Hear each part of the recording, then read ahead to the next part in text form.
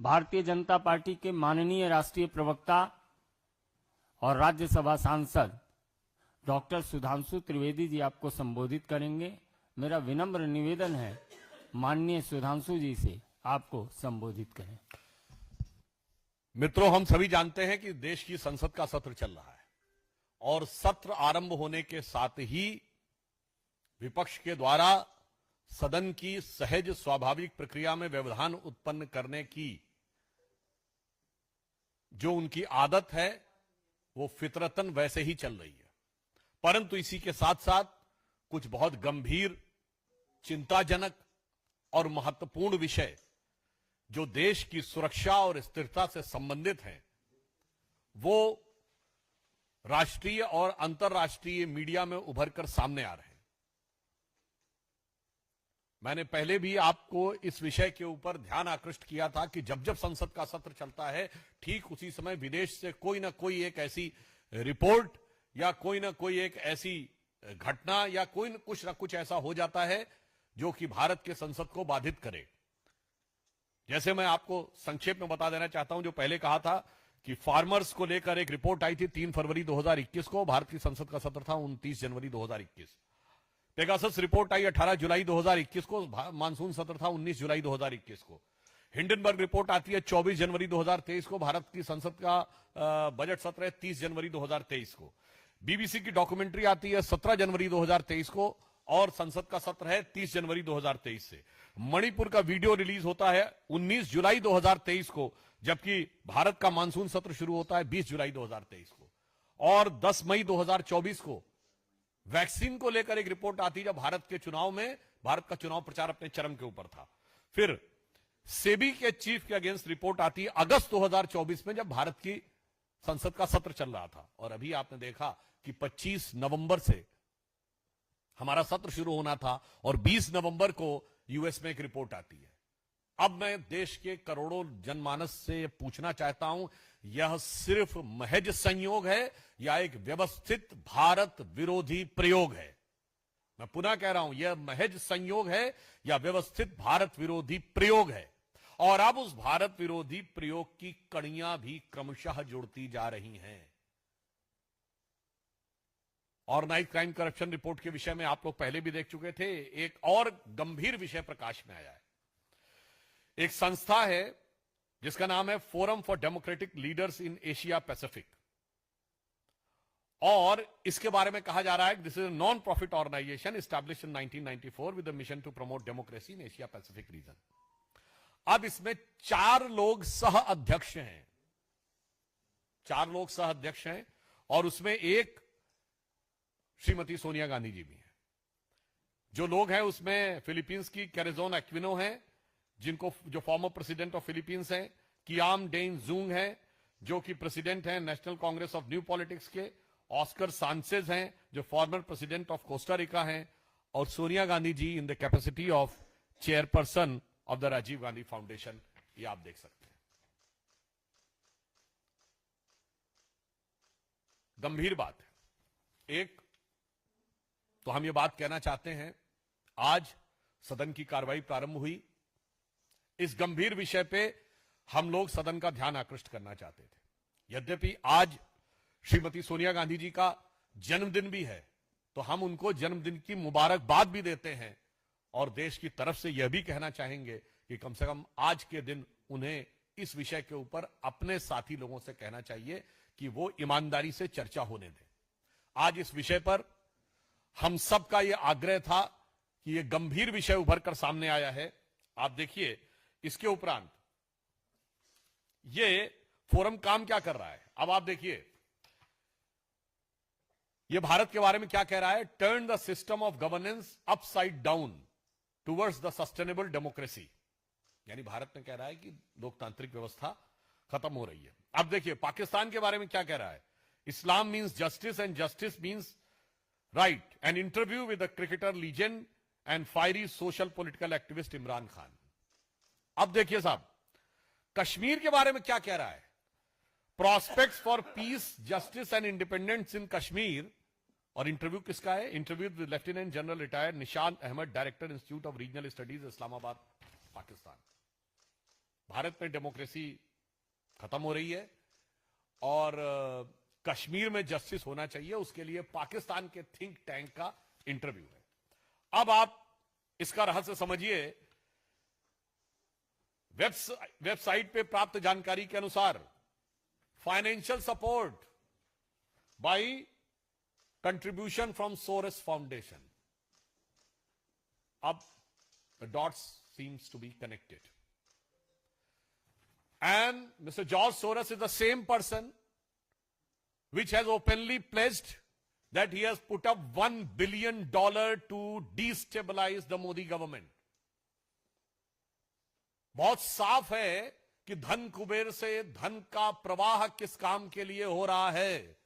आज तक भारत या विदेश के किसी भी धनी व्यक्ति ने ओपनली पॉलिटिकल एजेंडा के लिए धन देने की वह घोषणा नहीं की है और यह जॉर्ज सोरस ने किया है।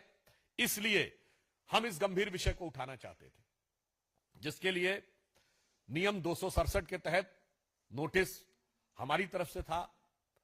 श्री लक्ष्मीकांत वाजपेयी जी जो मुख्य सचेतक हैं भाजपा के, वो थे, कविता पाटीदार जी थी, हमारी पार्टी के कई अन्य सांसद थे और इसके साथ जदयू के राष्ट्रीय अध्यक्ष संजय झा जी ने भी नोटिस दिया था और हमारे सहयोगी तमिलनाडु में जीके वासन जी, उन्होंने भी नोटिस दिया हुआ था।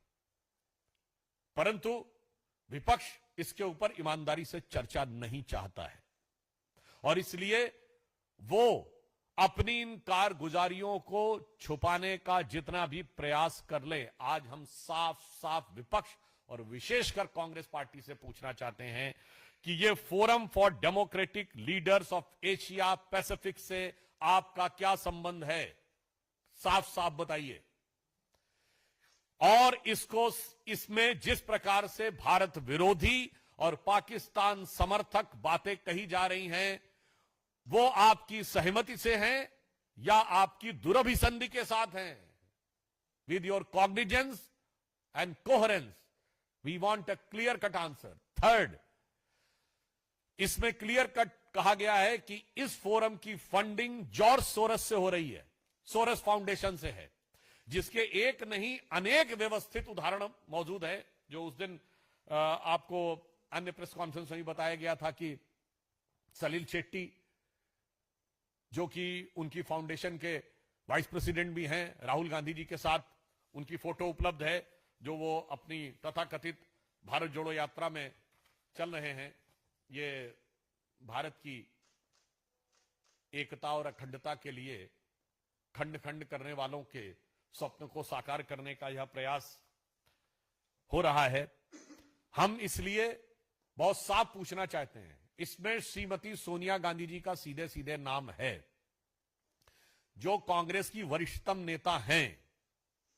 भारतीय जनता पार्टी का स्पष्ट रूप से मानना है कि जो कुछ घटनाएं जॉर्ज सोरस, उनका ऑर्गेनाइजेशन और उनसे जुड़े हुए विदेशी संस्थान कर रहे हैं, वो भारत में अस्थिरता पैदा करने की एक देशद्रोह के समकक्ष साजिश है। It amounts to destabilise the nation and equivalent to treason. अगर ऐसे लोगों के साथ आपका संबंध है तो मैं कांग्रेस के शीर्ष नेतृत्व से पूछना चाहता हूं, क्या आपका शीर्ष नेतृत्व देशद्रोहियों के साथ है? हमें साफ जवाब चाहिए। देशद्रोही शक्तियों के साथ आप पदाधिकारी बन के बैठे हुए हैं, उन संस्थानों में बैठे हुए हैं जिनसे सीधे पैसा आ रहा है, और वो लोग जो एलानिया कह रहे हैं कि वो भारत में अस्थिरता उत्पन्न करना चाहते हैं और इसके लिए वो भारी मात्रा में पैसा दे रहे हैं। ये सोरस और कांग्रेस की दोस्ती क्या है? और इसमें सोनिया जी जो सबसे वरिष्ठ नेता है, उनके प्रति पूर्ण सम्मान के साथ पूछना चाहता हूं, उनकी भूमिका क्या है? And that is in the capacity of the chairperson of the Rajiv Gandhi foundation. तो फिर तो ये कांग्रेस के लिए, अब ये इंडी गठबंधन से ज्यादा कांग्रेस का मुद्दा हो जाता है, क्योंकि राजीव गांधी फाउंडेशन तो वो फाउंडेशन है जिसमें कांग्रेस के अनेक वरिष्ठ नेता, प्रथम परिवार के सारे लोग रहे। तो ये कांग्रेस का अब एक सीधा निजी सवाल हो जाता है। इसलिए हम इस मुद्दे को उतनी ही गंभीरता से और दृढ़ता से उठाना चाहते हैं, मगर अफसोस की बात यह है कि ये देश के ऊपर जो रहस्यपूर्ण प्रश्न बाहर से उठाए जा रहे हैं, जो मैंने पूरा एक सीक्वेंस बनाया, उनका साथ देना एक प्रकार से राष्ट्र को कमजोर करना और देशद्रोही शक्तियों के साथ देने के समान है। और यह बात मैं ऐसे ही नहीं कह रहा हूं, कांग्रेस का इतिहास रहा है विदेशी शक्तियों के साथ वो करने का, तो मैं सिर्फ हम अपनी बात नहीं कोट कर रहे हैं, विदेश की बात नहीं कोट कर रहे हैं, कांग्रेस के एक वरिष्ठ नेता की बात कोट कर रहे हैं। याद करिए, ये वही कांग्रेस पार्टी है जिसने तेल के बदले कूपन लिए थे, सद्दाम हुसैन से पैसा लिया था। वोल्कर रिपोर्ट, अगर आप लोगों को याद हो, 2006 में, जिसमें अनाज गया था यहां से, और उसके बदले में जो तेल के कूपन आए थे वो कांग्रेस पार्टी के नाम आए थे।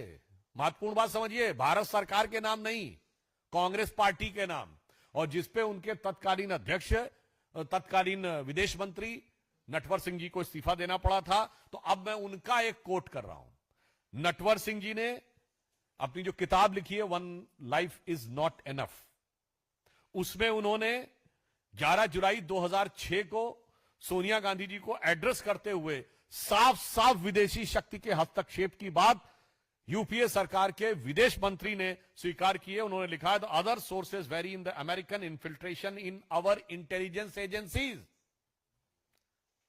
अमेरिका का हस्तक्षेप हमारी गुप्तचर सेवाओं में, the penetration is connived at by some of our own people whose relationship have well paid jobs in America. ये जो संबंध है, ये हमारी पार्टी के कुछ ऐसे लोगों के द्वारा है जिनको बहुत अच्छा और मोटा आर्थिक लाभ अमेरिका से प्राप्त होता है। तो मैं कांग्रेस पार्टी से पूछना चाहता हूं, यह सिर्फ हमारा और सिर्फ भारतीय जनता पार्टी का ही आरोप नहीं है। आपके मरहूम विदेश मंत्री ने अपनी किताब में सोनिया जी को ही लेटर देके लिखा है, उस पर क्या कार्रवाई हुई थी। मतलब बहुत साफ है कि कांग्रेस का हाथ, जो कहते थे ना हाथ बदलेगा हालात, ये हालात देश के बद से बदतर करना चाहता है। और हम साफ साफ शब्दों में कहें तो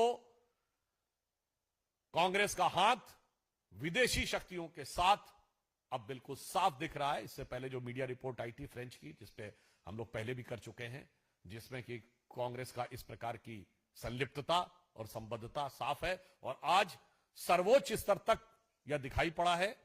इसलिए हम अंत में कांग्रेस पार्टी से, इंडी गठबंधन से भी मैं सारे दलों से पूछना चाहता हूं, आप कांग्रेस की इस विदेशी संबंध की गुत्थी में साझीदार हैं या नहीं?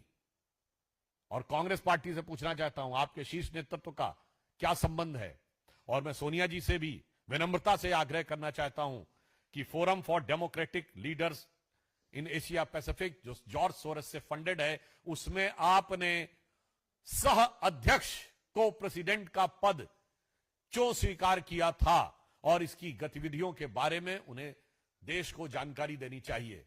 पर यह भी आश्वस्त करना चाहता हूं देश को कि अगर कुछ लोगों को यह गलतफहमी है कि विदेश में के आधार पर, विदेश की छांव लेकर, विदेश की आड़ लेकर वो भारत को अस्थिर करने का प्रयास करेंगे, तो श्री नरेंद्र मोदी जी के नेतृत्व में भारतीय जनता पार्टी और एनडीए और भारत की सरकार पूरी तरीके से भारत के हितों की रक्षा के लिए दृढ़ संकल्प है।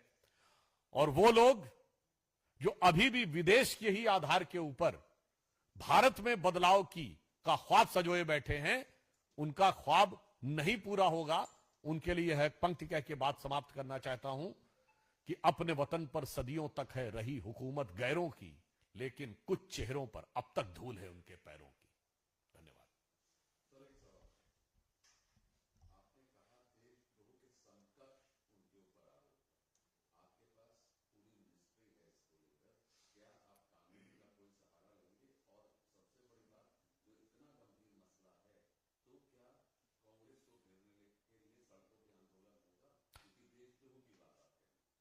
देखिए, किसी इस विषय के 3 पक्ष हैं, एक नैतिक पक्ष है, एक राजनीतिक पक्ष है और एक कानूनी पक्ष है। अभी हमने नैतिक और राजनीतिक प्रश्न उठाया है। संसद का सत्र चल रहा है, कांग्रेस के पास एक मौका है कि वो इस विषय पे अपनी सफाई स्पष्टीकरण दे। यदि वह उचित फोरम पे उचित तरीके से संतोषजनक उत्तर नहीं देते हैं तो फिर व्यवस्था के अनुसार जो नियम संबद्ध कार्य होगा वो होगा। Congress has replied to this, and the Congress party in the parliament, they were again protesting, but they have been protesting for past many days. But they say that the government is diverting from the issue of Adani and what they want to discuss in the parliament. That is why this issue has been brought up. They have no clear answers from what the questions that the BJP has asked since morning. How do you respond to protesting? There is a categorical documentary evidence available, और अभी अभी शायद ये भी पता चला है, you can verify, कि शायद वेबसाइट से भी इसको हटाने की जानकारी आ रही है। तो फिर और संबंध उजागर हो जाएगा अगर ये सच है तो।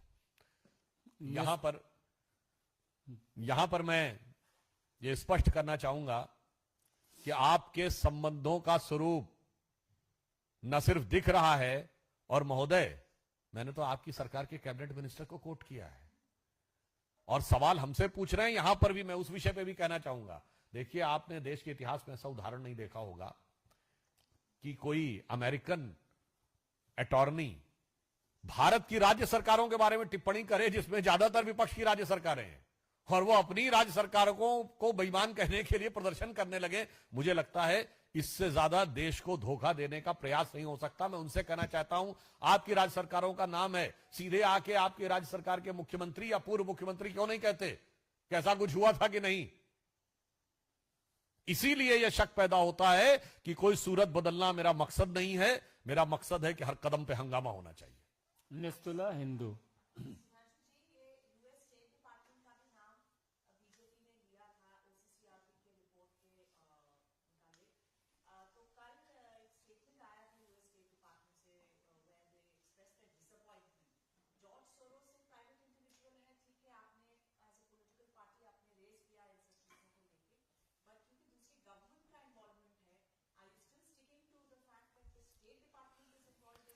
In this context, during our PC, at the time, a media report by a French publication that was published in Sarajevo that was quoted.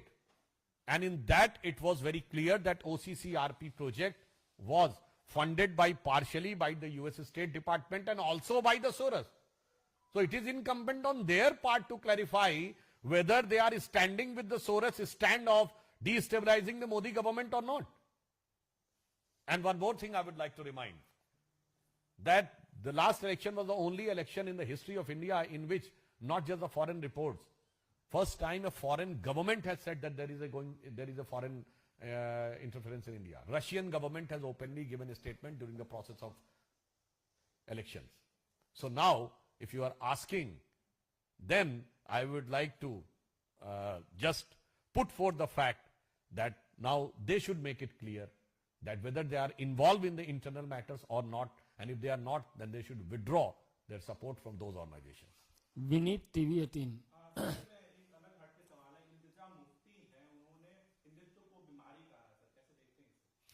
देखिए, मुझे लगता है कि ये एक बीमारी जो है वो पूरे देश में फैल गई है, और जो कुछ इल्तिजा मुफ्ती ने कहा है इसमें कुछ भी नया नहीं है। ये वही है जो डीएमके के नेता तमिलनाडु में बोलते थे, जो बिहार में लालू जी की पार्टी के लोग बोलते थे, जो उत्तर प्रदेश में सपा के लोग बोलते थे, जो कांग्रेस के लोगों ने कर्नाटक में बोला है। सतीश जारकीहोली उनके कार्यकारी अध्यक्ष रहे हैं, उन्होंने भी हिंदू शब्द के लिए एक गंदा शब्द कहा था, पीडब्ल्यूडी मिनिस्टर हैं। तो जो कुछ महबूबा मुफ्ती कह रही हैं वो इंडी गठबंधन की हिंदू विरोधी, भारत विरोधी सोच का एक बहुत निंदनीय उदाहरण है, और हम ये कह सकते हैं कि इल्तिजा मुफ्ती ने हिंदू धर्म के विरुद्ध बेअदबी की पूरी इंतहा पार की है, और इसमें कुछ नया नहीं है। ये वही है जो विपक्षी दल इंडी गठबंधन एक दूसरे के मुंह से कहलवाते रहते हैं। शैलेंद्र डीडे।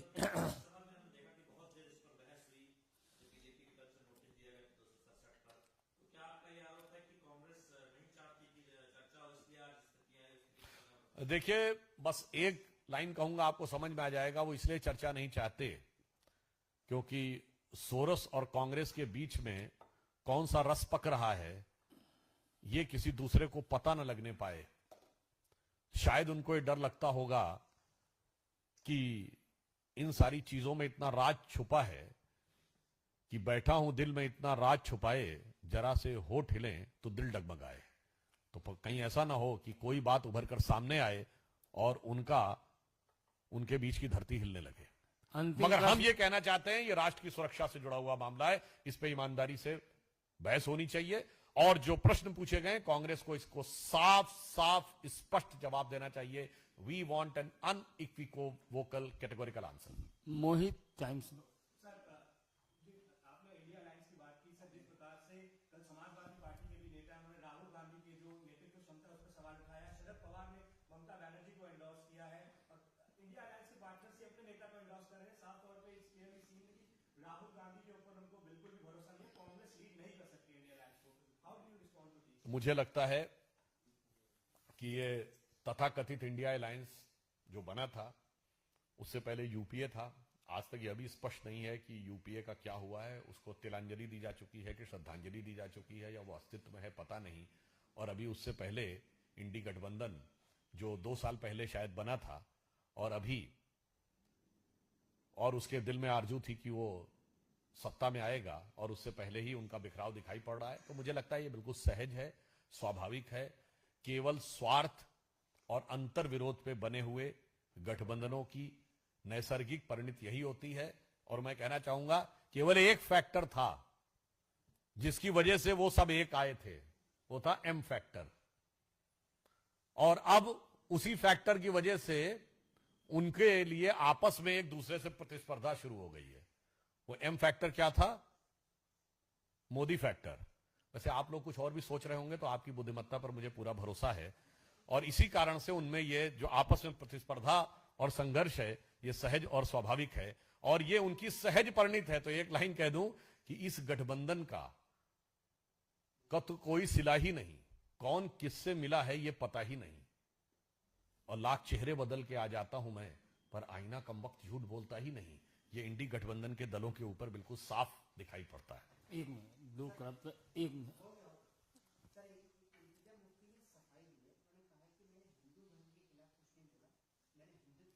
देखिए ये भी एक बहुत आजकल एक स्टाइल हो गया है पिछले कुछ सालों में।